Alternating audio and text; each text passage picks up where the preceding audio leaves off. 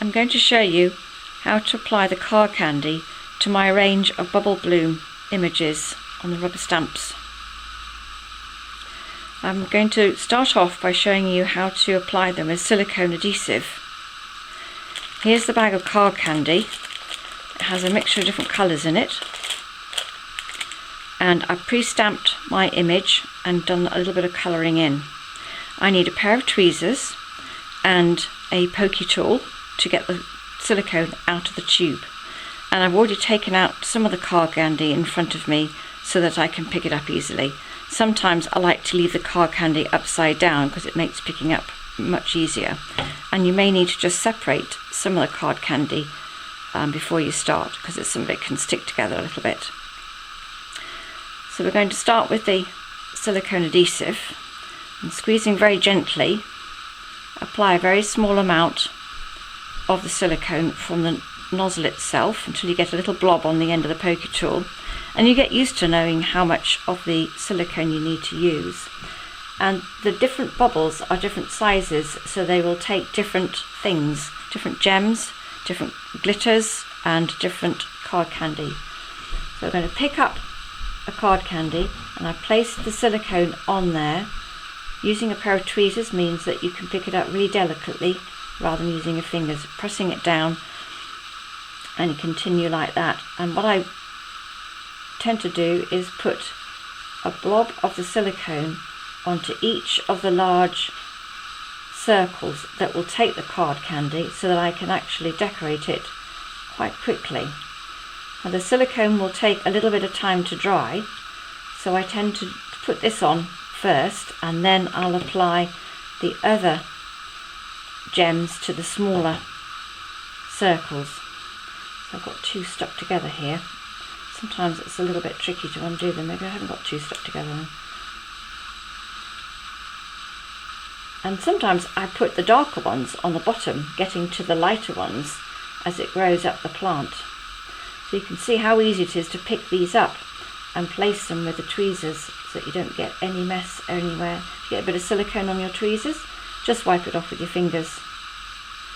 Oh, I need a yellow one for there. Just press it down slightly. If you get put too much silicone on there, it can squeeze out to the side, but you can clean that off with the end of a clean pokey tool. I'm just wiping it with a wet wipe, and you can always just wipe off any silicone that squeezes out. But once you get used to it, you'll know how much to apply. When you've decorated all of it, you can then choose some glitter glue, Stickles glitter glue, and liquid pearls that match the colourway that you've chosen on the card candy. And I'm going to start with a little bit of yellow, and it's a good idea to squeeze this out away from your artwork, perhaps onto a bit of a wet wipe or something, just to get the fluid running and ready to go. So we're going to put a small amount of the liquid pearls on there, lifting it straight up so that you get a perfect dot, and even into these smaller areas here.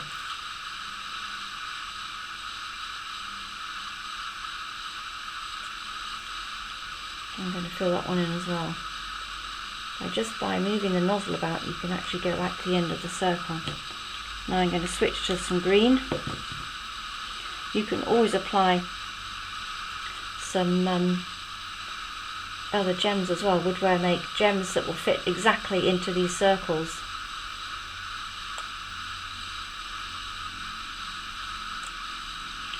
And the two larger ones, I think I'll put some stickles, and I've got some cinnamon stickles here, keeping with the colour scheme. Again, just try it, make sure that it doesn't splurt out everywhere.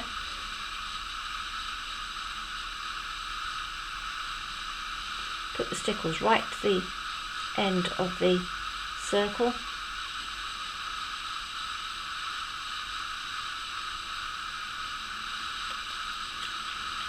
And there's one flower head decorated. That will take about half an hour to dry, for the stickles to dry, and I think it'll look really nice.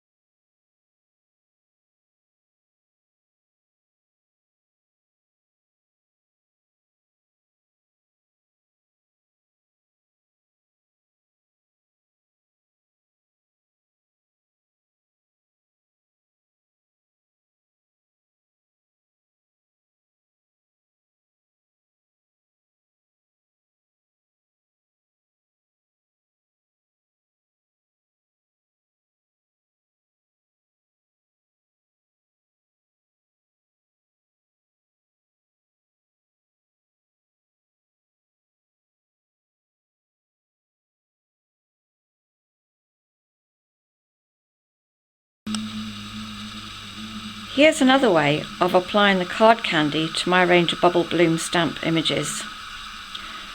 You need a bag of white card candy, some foam pads, an ink pad set, tweezers and a pokey tool. First of all, you can colour the card candy with the ink. This may take just a minute or two to dry, and if you get anything on your fingers, because it's a pigment ink, it'll come off really easily. So you can apply the card candy like that, leave it to dry for a minute or two, and then you can decorate your bubble bloom image. Here I've put the foam pads directly onto the circle. I think that's a lot easier than applying the card candy to the back of the foam pads to the back of the card candy, as I've done here. think by doing it this way, it gives you a little bit more of a chance to get your card candy right over the circle. I pick up my foam pad with the pokey tool and put it onto the circle like that. It's really easy to pick up the foam pads with this handy tool. To now decorate, peel off the backing of the foam pads. Use the tweezers to pick up the card candy, and you can then directly put it on top, press it down with a tweezer. It's quick and simple, and with the tweezers you can just pick up the card candy a little bit if it's not quite in the over the circle before you press it down. And let's peel off the backing of those. And again, I've coloured some of the card candy in dark purple because I like to start with a darker colour at the bottom, sometimes building up to a lighter colour at the other end. By colouring them yourself as well, you get a bit of texture on top of the card candy. Let's go in for a little bit of red on here. By using the foam pads, the card candy doesn't sit flush onto the surface of the card.